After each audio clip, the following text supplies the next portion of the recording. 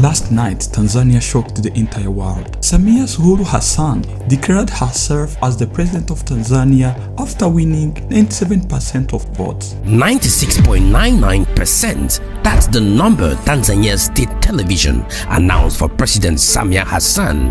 The Electoral Commission of Tanzania has announced that outgoing President Samia Suluhu Hassan has been re-elected in a landslide victory. Official results give President Hassan a staggering 97.6% of the vote. But here is the problem. The same people she claims voted for her are the same people rioting in the streets right now.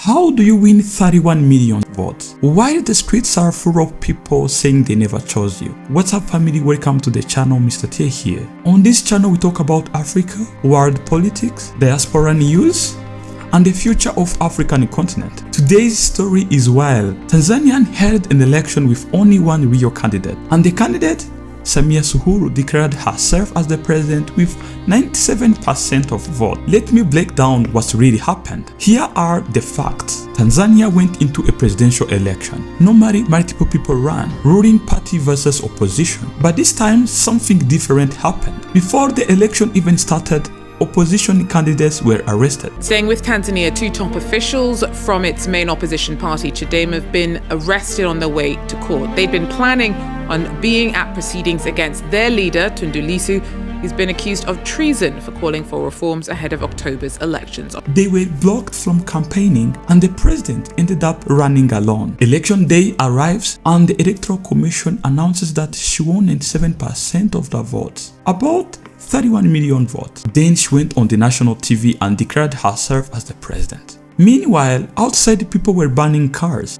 protesting, clashing with police. Here is what doesn't make sense. If 97% of Tanzanians voted for her, why are tens of thousands protesting? Why are people risking their lives in the streets, demanding that other candidates be allowed to compete? Why would people who voted for you turn around and protest you?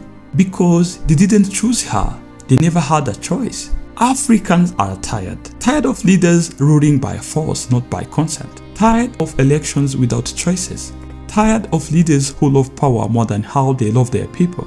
And let me be clear, I don't care if a president rules for 10 years, 20 years, or even 50 years, as long as his people choose him freely. But if they don't want you, you have to step down and let others replace you. But if you have to arrest your competition, but if you silence other voices, you didn't win. You forced yourself into power. And here is the painful part. Tanzania is not alone. The same pattern is happening in Madagascar, Cameroon, and some other African countries. I find no problem if a leader remains on power for a long time. But if your citizens, the people you're ruling, don't want you to keep ruling them, why would you do it by force? And whenever people protest, they are called the enemies of the state. Of course, I don't support people destroying infrastructures in the name of protesting.